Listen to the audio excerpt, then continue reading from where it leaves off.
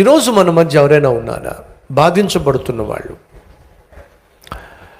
అన్యాయంగా మీకు సంబంధించింది, మీకు చెందిన దానిని ఎవరైనా కాజేస్తున్నట్లయితే, అది నీ ఇల్లు కావచ్చు, అది నీ వస్తువు కావచ్చు, అది నీ పొలం కావచ్చు, అది నీ వాహనం కావచ్చు, ఏదైనప్పటికీ కూడా నీకు చెందింది, నువ్వు కష్టపడి సంపాదించింది నీకు కాకుండా చేసేవాళ్ళు, అన్యాయంగా కాజేసేవాళ్ళు, అన్యాయంగా లాక్కోవాలని ప్రయత్నం చేసేవాళ్ళు ఒకవేళ ఉన్నట్లయితే, నీ మీద వాళ్ళు వ్యతిరేకంగా వ్యాజ్యము వేసినట్లయితే ఎవరు మనకు తీర్పు తీరుస్తారు?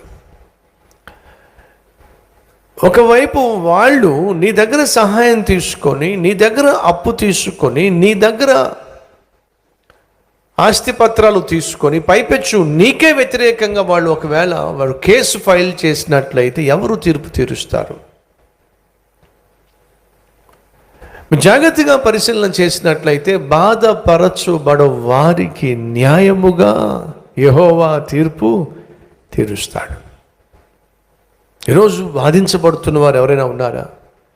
కోర్టు కేసు ద్వారా బాధించబడుతున్నవారు, అన్యాయంగా నీకు వ్యతిరేకంగా కేసు ఫైల్ చేయబడింది, బాధించబడుతున్నారా?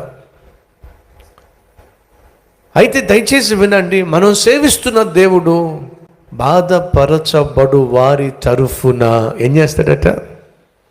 న్యాయము తీరుస్తాడు.